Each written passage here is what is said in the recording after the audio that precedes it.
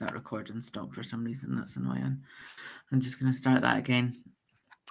So we got up until here talking about the recommendations for a 12 to 18-month-year-old, as you see on the screen. So we're looking for specific values and sort of key nutrients to talk about. As we were just talking about, making sure to include specific foods that may help to reduce the risk of allergy down the line. So we've got a specific recommendation on including hens, eggs, and peanuts where there isn't a diagnosed allergy already, because obviously we don't want a child to go into anaphylactic shock. Present infants with a range of vegetables on multiple occasions to promote micronutrient and fibre intake. And your answer might also want to include any further discussion on micronutrient profiles or adequate fluid intake in terms of what the recommendation might be or what that source might come from. We heard earlier about alongside breast milk, the main source of fluid should ideally just be milk or water. Or if we are going to provide fruit juice, that should be watered down. And the types of milk that we should be recommending for this age group would be whole or semi-skimmed pasteurised milk, but that we should avoid giving semi-skimmed or 1% fat milks because they're too low in fat. Or we should also avoid rice milks. Can anybody tell me why you would recommend to avoid rice milk? Does anybody know what rice milk could be high in?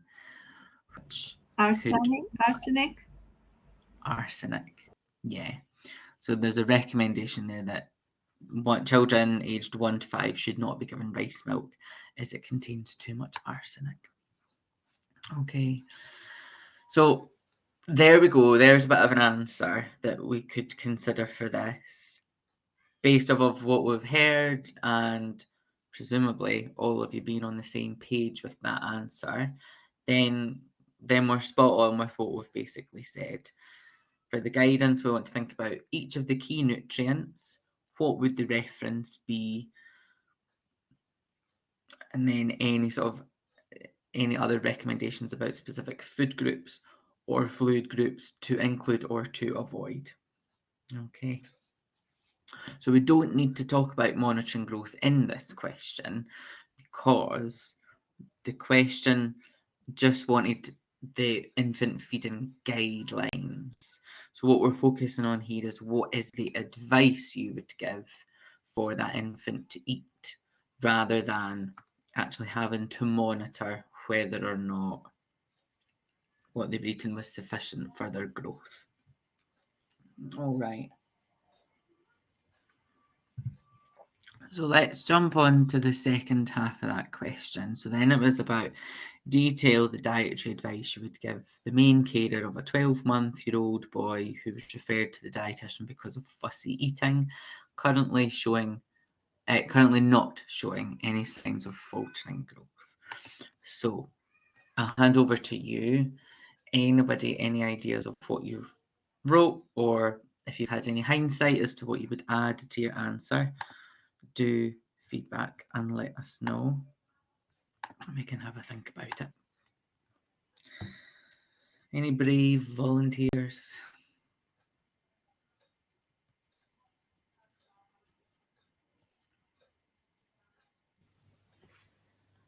So I have a few notes. Yeah. I'm not sure if they're all good. Fire them away and let's see. But I put down give your child the same food as the rest of the family. Because that's the best way for the children to learn how to eat. Children usually copy their parents, so try to eat the same as the child. Small portions and praise them while they're eating, even if they're eating very little. If the child rejects the food, do not force them. Try to stay calm, of course. What else? Try the food again another time if it doesn't work the first time. Do not leave meals until the child is too hungry or too tired to eat, because the child might be a slow eater. Do not give too many snacks in between meals. So 2 main snacks per day is sufficient. Do not use food as reward, because the child, you know, will start doing things just for you to give them a reward. Um, make meal times enjoyable, because it's not only about eating. What else? Good. I think that's about it for now. No, that sounds good, Anita. Well done. Sensible suggestions there. And then Angelique's put some in the chat. Variety, so food with colour or different flavours, involve the child in meal preparation. That again is all sensible suggestions, which is good. Limiting distractions, so yeah, that might take away from the focus of the meal, which is good. Anybody want to throw in anything else into that answer so far? To encourage self feeding. So yeah, that's another thing I had. Encourage self feeding for finger foods, as they are appropriate to develop at the stage, allowing them to explore and interact with the food and can help to increase the acceptance. Yep. Apart from that, I think everything was quite the same I've wrote. Yeah. Okay, doke. Sounds good. And then Loredana, offer favourite foods alongside new foods. Yeah, so that's good. Good. Okay, so some good suggestions and answers there. Let's have a look. So these are just some ones that I've thrown up for us. So I guess what we're thinking about is the suggestions for fussy eating need to be fun, they need to be engaging, and they need to incorporate that element of play or exploration or invite excitement for the child, where possible.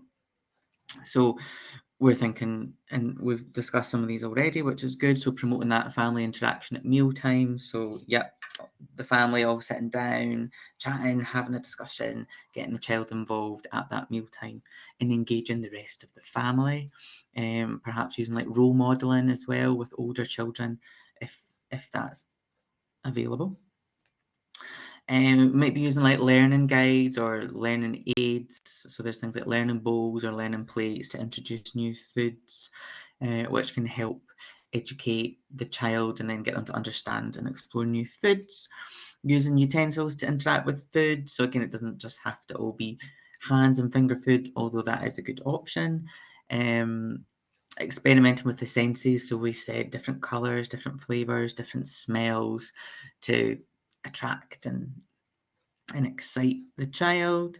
Messy play, so again involving that aspect of play and fun into the food.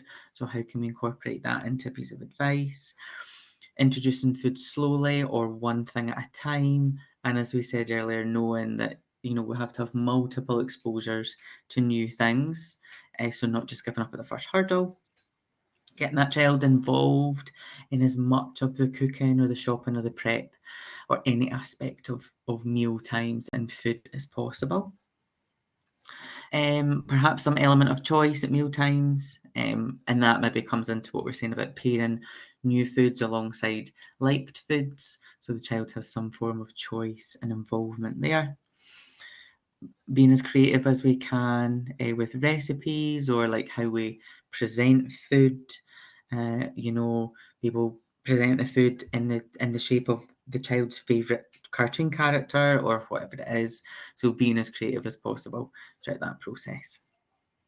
And then we might just also need to think about actually the nutritional adequacy of the advice. And so if we might need to think about recommending a multivitamin, particularly if the diet is limited or there's a narrow window of foods. And also, if we predict that even with some of this advice, the intake may be inadequate or actually it is already, even if there is no faltering growth, there perhaps is a risk of it, you may need to consider some nutritional supplements alongside that. All right, so how does that sound for everybody there? So we've just talked about fussy eating, and we've just talked about the recommendations for a 12 to 18-year-old. Keep these notes to hand because they'll be useful.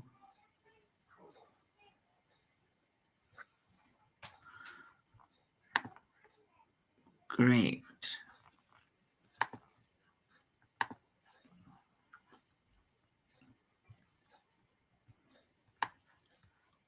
Okay.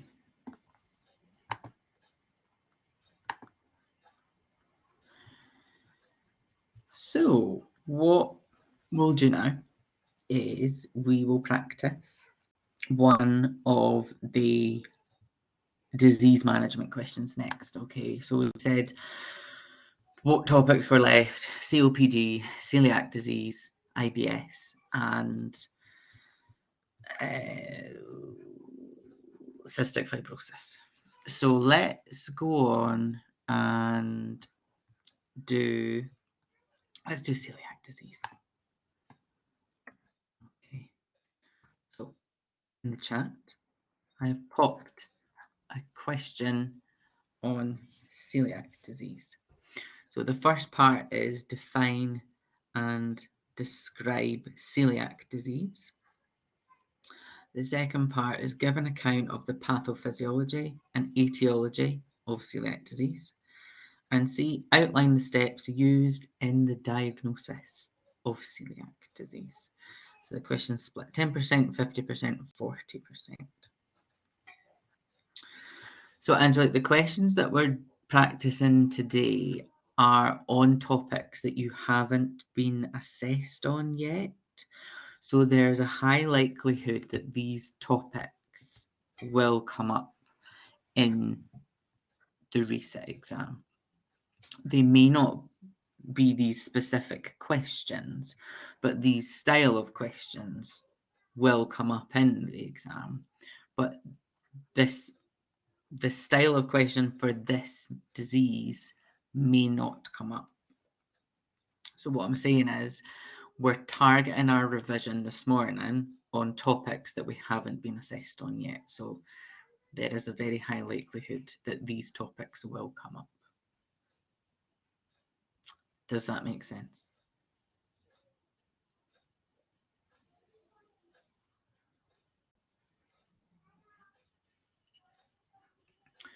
Cool. So I am going to give you all 25, I'll give you 30 minutes, right? So I'll give you 30 minutes. So that'll take us to 25 past 11. You can work on your own for this one. And I want you to give it a go to answer that question on celiac disease, part A, B, and C. Then we'll see how we get on with that. And then we'll have a think about what you've wrote. And then we'll have a look at the answer. Happy with that?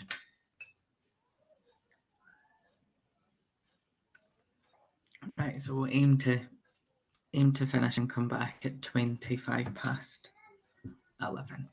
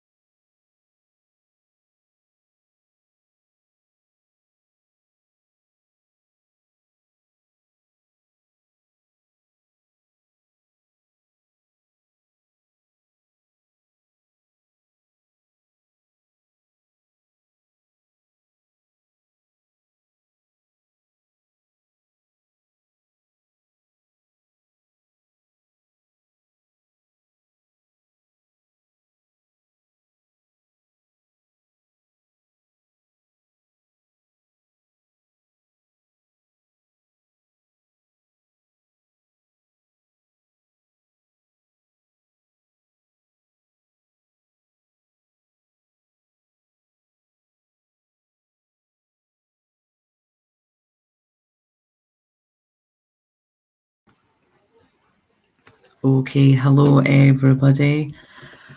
How are we getting on? That's been half an hour. So I maybe suggest you finish writing up what you can there. We can have a look.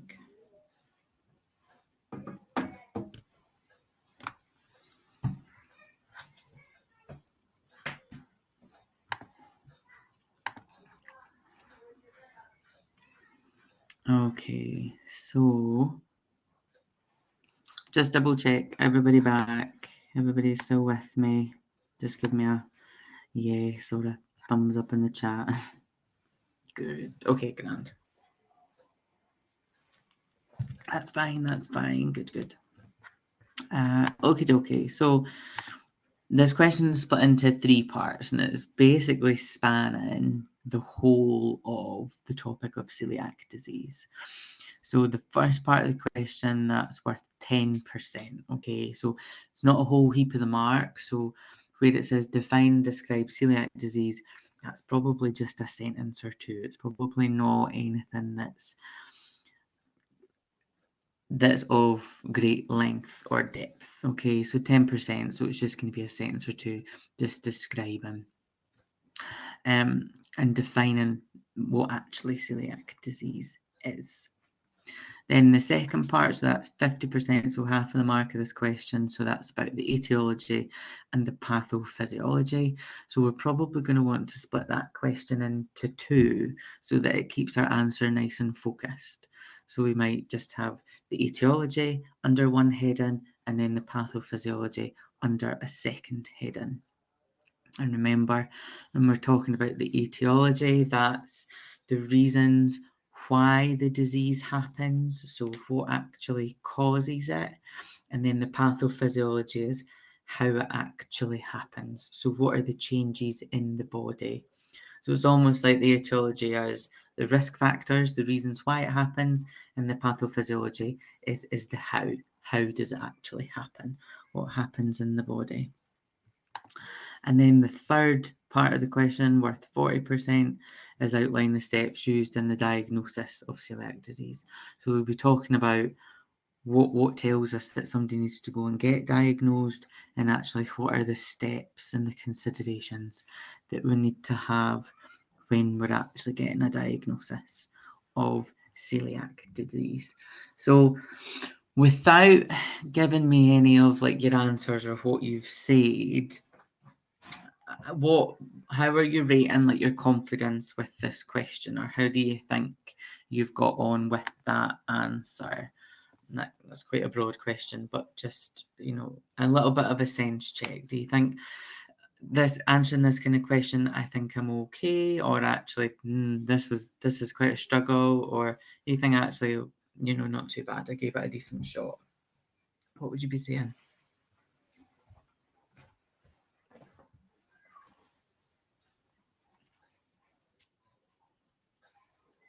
Not bad.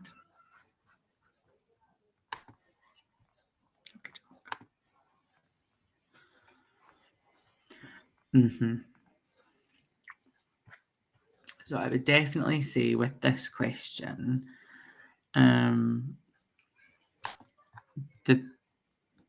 middle section, so that question B, is definitely the most challenging part of this question, because what it's asking you to do, you're right, is define the difference between the etiology and the pathophysiology, but also remember some quite complex information about the immune system, about different genes, and how actually celiac disease can happen. So that part of the question is particularly higher level than the other 2.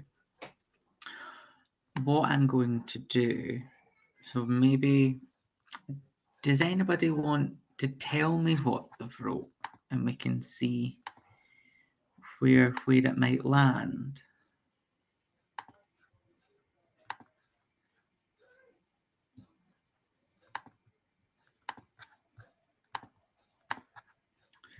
You don't have to if you don't want to, because I'm going to share bit of an answer.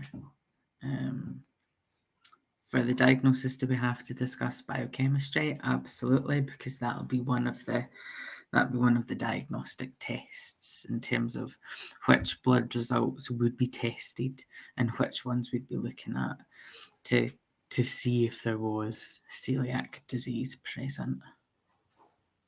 Okay.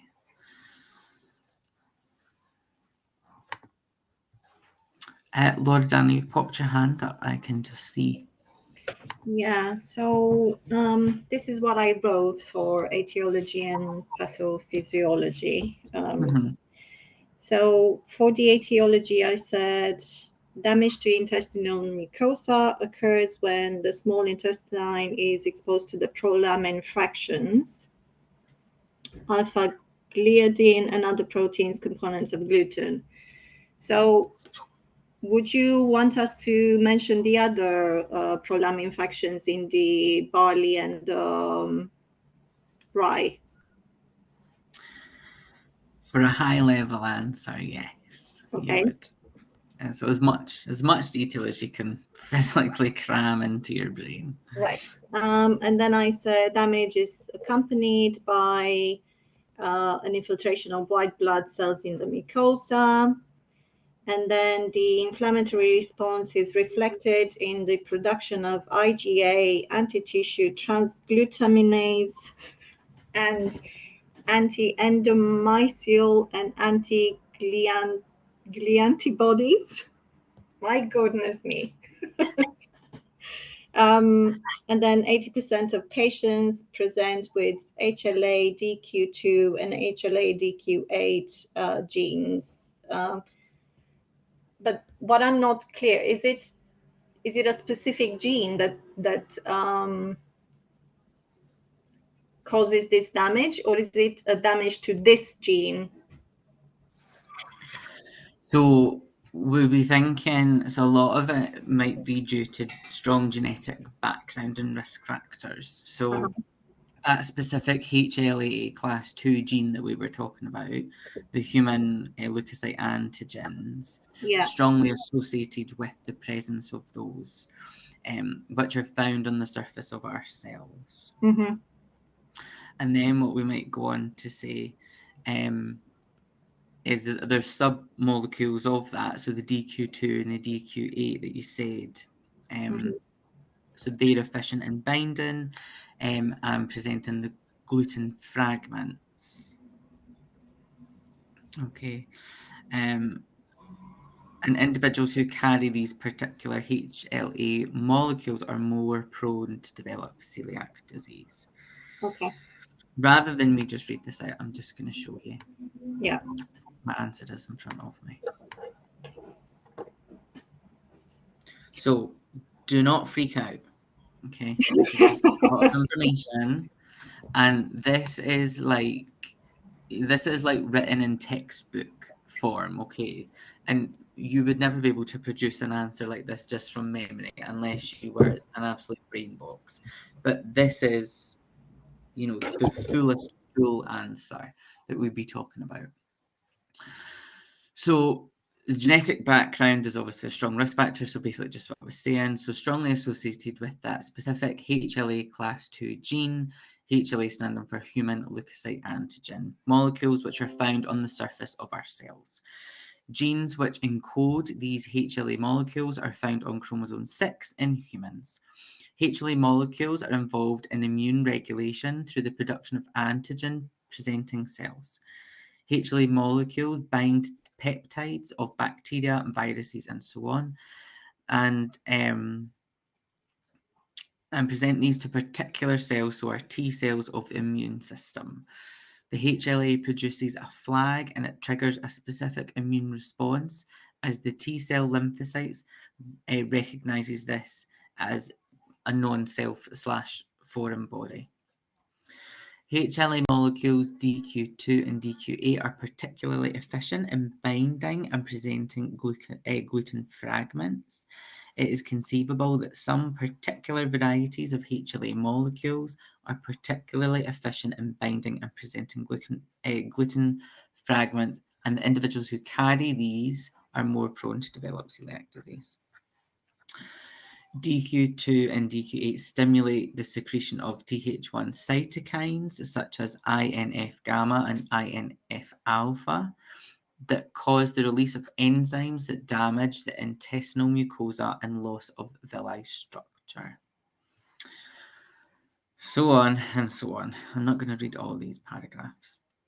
It's likely that celiac disease reacts to gluten and that the immune response, which is initiated in the small intestine on contact with gluten, results in alterations of the normal gut tissue. So we're talking about those villi projections that sort of get stumped. Not everyone reacts to gluten in the same way, and so the presentations will be different, which is an important point to note. We're talking about the pathophysiology, so we're talking about what actually happens in the body. So again, primarily affecting the small intestine. There might be changes depending on the severity of the reaction. Could be in the duodenum, could be in the jejunum, could be across the whole small intestine. We're wanting to make reference to the fact that there's going to be chronic inflammation of the gut lining. Those villi projections are going to be stumped, they're going to be inflamed, so there's going to be impaired absorption to nutrients, especially iron and calcium, which is then going to have a further effect on growth, development, sustenance of iron stores and calcium stores. Another paragraph here linking back to that etiology, so environment thought to play a role. The introduction of large amounts of gluten in infancy could increase the risk. Infectious episodes affecting the gut could also contribute in susceptible individuals.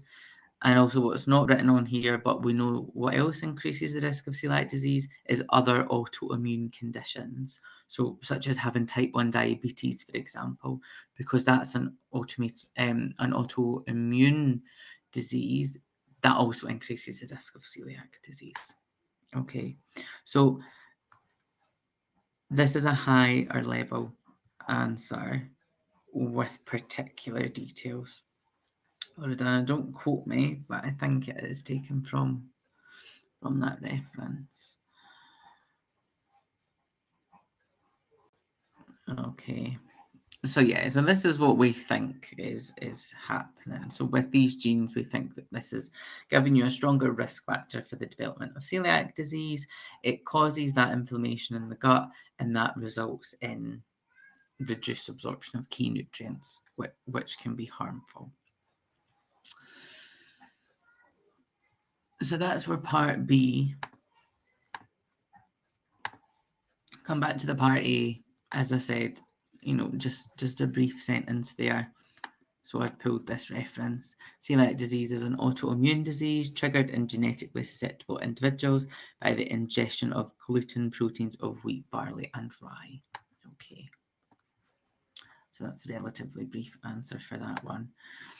And let's make this a bit bigger as well. So for part C, so we'll be looking at the steps of diagnosis. Let me just check that's getting bigger. Yeah.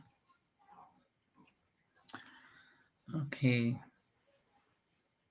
So here we're just setting the scene in terms of what would trigger us to identify a diagnosis of celiac disease. So we're starting with the symptoms that somebody might present with who could potentially have celiac disease.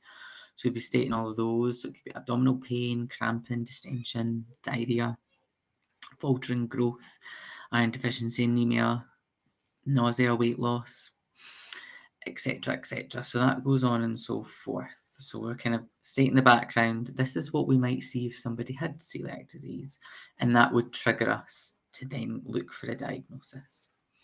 So if somebody's symptomatic, we might start with a blood test.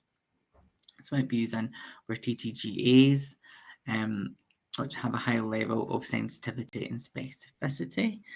And we're looking, if these results come back positive, then we might go on and refer for a biopsy. And sometimes these can come back negative, or it could be false negative. So we may need to go on and do further investigations. Okay, and if these are negative with no sort of ongoing symptoms, then it's unlikely it's celiac disease. But if there's continued symptoms or suspicion, then we should still go on and refer for that biopsy. And then step 2 in the diagnosis pathway, small bowel biopsy. So you need to take that biopsy, and this is classified as the gold standard for the diagnosis. And then we might be looking at the changes as per this Marsh classification stage. So looking at the different levels of change in that mucosa in that small bowel wall. That will help us grade the classifications. And then an important fact for us to remember in the diagnosis of celiac disease, it can only be accurate if the diet still contains gluten. So we still need to recommend that before testing, the person continues to eat gluten.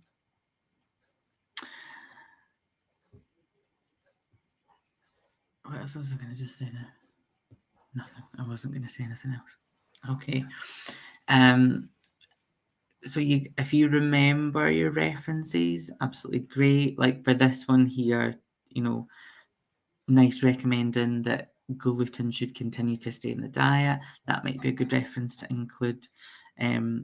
For this question here, you perhaps don't need a reference. I've just put the reference there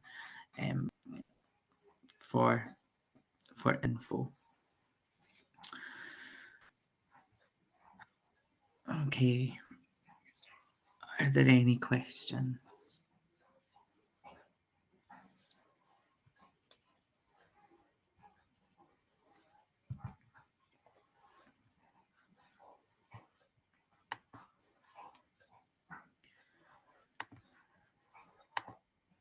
If not, do we want a 5-minute break and then we can do another?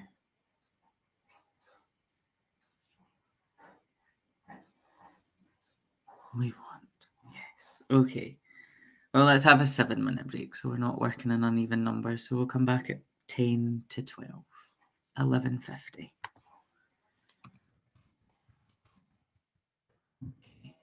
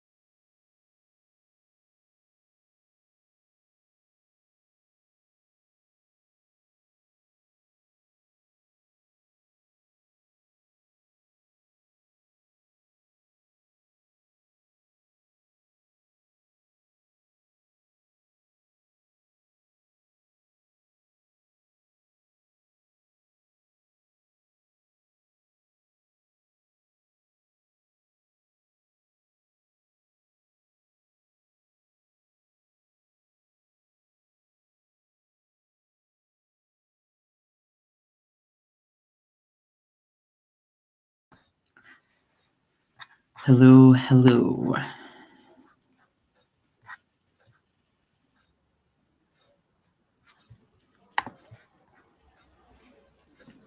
Okie doke. What's this chatter in the chat? The maximum we can get on the reassessment is 40. Yeah, so that's what the assessment guidance would tell us. So any reassessment you have to do, they'll cap the mark at 40 for you. So yes, not got a good way with words today. Yes is the answer.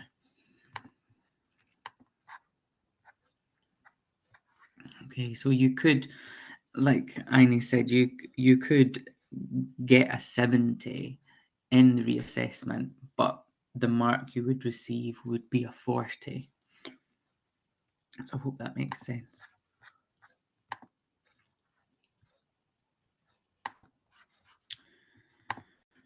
Right, let's fire in another question.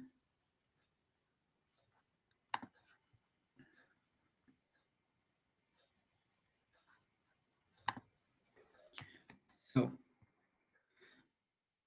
I'll give you another one to try. Okay. So in this question, a slightly different split of the answer. So that tells us might need a bit more detail or a bit less detail in certain bits.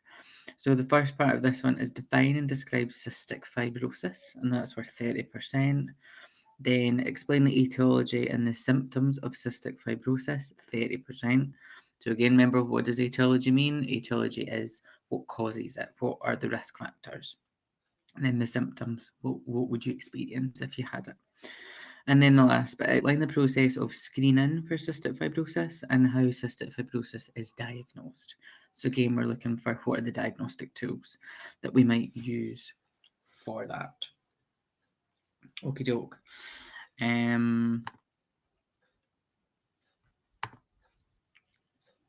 So again, if you are happy, I was just going to get you to work through this on your own. And I can give you 25 minutes. So that will take us to just 20 past 12. And then that will give us 10 minutes to go through the answer. Any questions on that or okay? Cool.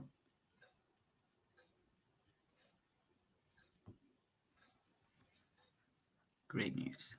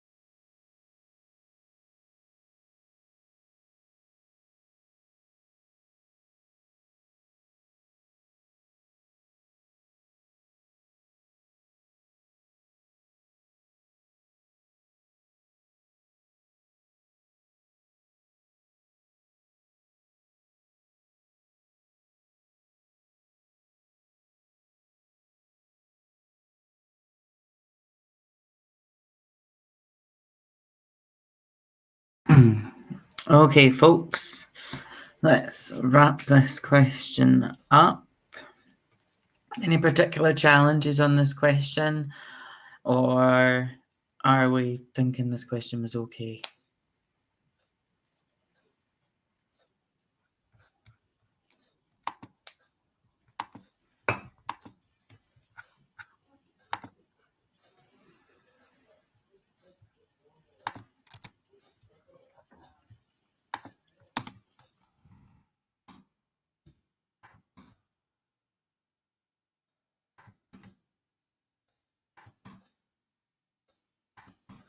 Oh, good, okay. Yeah, that sounds good to me then.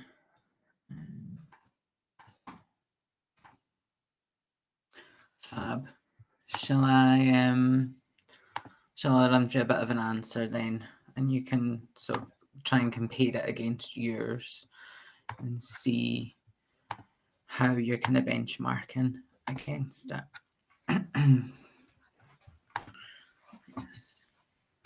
Yeah. Okay. So this was our first part of the answer. So define and describe cystic fibrosis. So what we've done here, do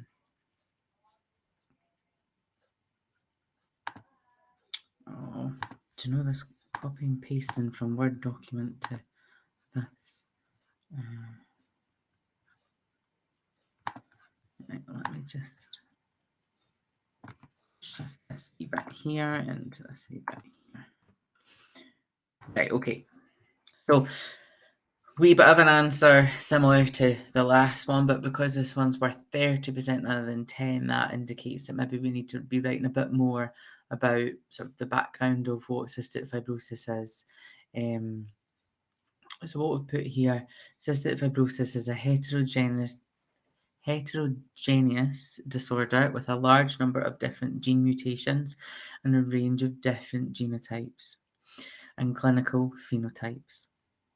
Cystic fibrosis is an autosomal recessive disorder, and if both parents are carriers of the abnormal CF gene, then there's a 1 in 4 chance that each child born will have CF. And then it says there's a ratio of 1 to 25 of the population that are carriers of that abnormal CF gene. Okay, just lifted that from the CF Trust website. So a discussion about kind of what CF is there and focusing in on that sort of the genes and the recessive disorder factor there about the parents and the chance of a child having it. Okay. I should have also said at the start, like this isn't the answers that I'm showing you aren't like the definitive answers as well. Like if you've wrote things, if you've added extra information in, or you've wrote this but other bits and pieces that are still correct, then that's not wrong either. It's just that this is what I've pulled out in terms of the answer. Okay. So then that second part of the answer, explain the etiology and the symptoms of cystic fibrosis. So this is where we're talking about what's going to happen and what are the what are the symptoms of CF. So here, the CF gene contains codes from the protein called cystic fibrosis transmembrane conductase regulator, which is a mouthful, responsible for the movement of chloride ions across cellular membranes. When the CF gene mutates, it produces defective, so on and so forth. So we're talking about the secretions. And then the symptoms usually present in infancy as failure to thrive, prolonged diarrhea, and repeated chest infections. This is mentioned here, but we can mention it again we would mention it in the third section, because that's more about the screening. So let's chop that wee bit out. It's already there. We don't need to. In the majority of cases, these symptoms do not develop due to the early initiation of treatment in the majority of babies who are diagnosed. The thick and secretions occur in the respiratory tract, causing repeated infections and reduced lung function. They affect the function of the gastrointestinal tract, causing some presentations such as small bowel obstruction, distal intestinal obstructive syndrome. They influence pancreatic function, causing pancreatic insufficiency, which can cause malabsorption, deficiencies in fat-soluble vitamins, and malnutrition. It can also result in CF-related diabetes, and this is a distinct type of diabetes. So I think the symptom one there is fairly straightforward, because we're talking about why the symptoms start, so we know it's about the thick secretions and where the secretions can plug and stick. So particularly in the lung, which is then going to cause lung infections, and then it can cause issues in the GI tract, particularly in the pancreas, which is then going to affect the absorption, which is, as we know, why people who have CF have to take Creon and then have to have sort of daily chest physio. And then for the last part of the question, so outline the process of screening and then how cystic fibrosis is diagnosed. Let's see if we can make this look a wee bit better.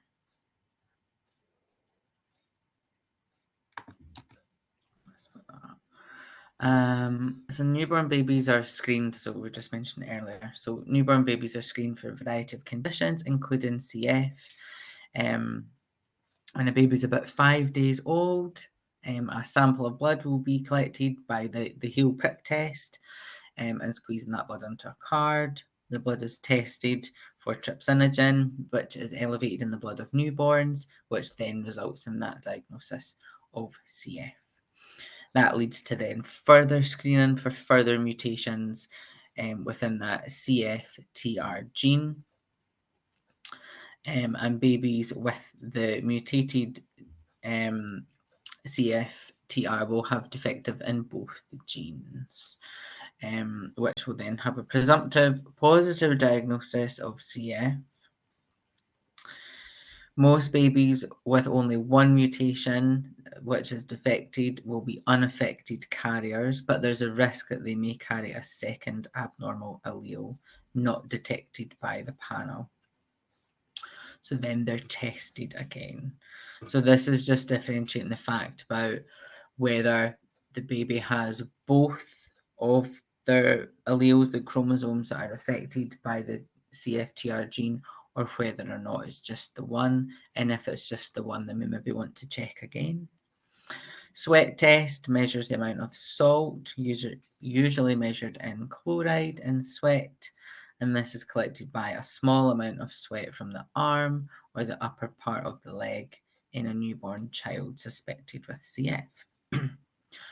Chloride and sodium concentrations of sweat must be measured. A sweat chloride concentration of greater than 60 millimoles will support a diagnosis of CF. An intermediate concentration of 40 to 60 is suggestive but not diagnostic. Sweat chloride less than 40 is normal, so low probability of CF. Sodium should not be interpreted without chloride. And then cystic fibrosis can be diagnosed with the following: 2 positive sweat tests and the identification of 2 CFTR mutations and or the presence of clinical manifestations of the disease. Okay, so we're talking about the heel prick test here. We're talking about screening for both of those mutated CFTRs. Then we're also looking at the sweat test and the level of chloride, and then also using sodium alongside that. And then we're saying that we want 2 positive sweat tests and the identification of the mutations, with or without any of the symptoms that we maybe described above.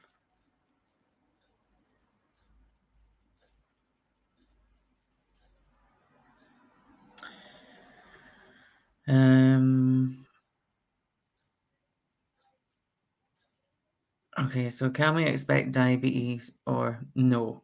So you've already been assessed on diabetes and you've already been assessed on obesity. So earlier when we were talking about focusing the revision today, we're focusing it on cystic fibrosis, COPD, IBS and why can't I think? What have we just been talking about? Celiac diseases. Celiac disease. Yeah, sorry. So those are the 4 topics that are remaining, and today we've focused on CF and celiac disease, so that's been helpful for your revision. And then you might also want to just revise over some IBD stuff, as that could also be a potential topic of question to come up. Okay, the questions that you've answered today are the typical questions that will come up in the VSIT exam. Okay, so prepare for these types of questions. So if you're going on to revise, say, IBD, for example, all I would be suggesting you do is replace celiac disease with COPD. Or, I guess. Okay. That's all I would do. Sorry, Connor, is there more likely Mhm. we're gonna have questions about pediatrics as well, just to make sure? Say again? Are we gonna have questions about pediatrics, fussy eating, and probably like nutritional requirements for all the kids in 0 to 6? So you won't be tested on kids 0 to 6. No, I'm saying like after 0 to 6. Yeah, so might be a good idea to revise 12 to 18 months and maybe have a wee look at beyond that. And remember, we've covered fuss eating today, which is another potential topic that might come up. Okay. So all the topics that we've covered today are potential topics that could come up in the paper. Okay. So keep your notes from today handy for your revision. Related to CF, will the exam include CF, lung disease? This is quite a complicated question. No, the question will just relate to CF. Okay, thank you. They were Just in the so lectures. That's why I was asking separate topics in the lectures. Okay, thank you. No. So like the question that we've just answered there, that would be the level of question, the level of Okay, so the it scope won't that be you would want to answer within, really. okay, so it won't be specific, just CF and that's it. No. Okay, thank It'll you. just be CF in general. Okay, thank you.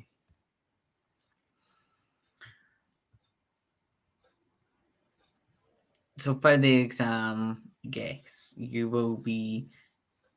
The questions that we've answered today will all largely focus on a definition of the condition, etiology, pathophysiology, symptoms, and then diagnosis and or treatment. Okay, so the 2 questions that we've answered on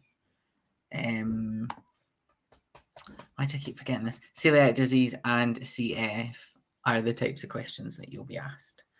So define and describe celiac disease. Discuss the pathophysiology and the etiology of CF. You know, these will be the types of questions that will come up. Okay. I'll post one in the chat for you on IBS, which you can go on and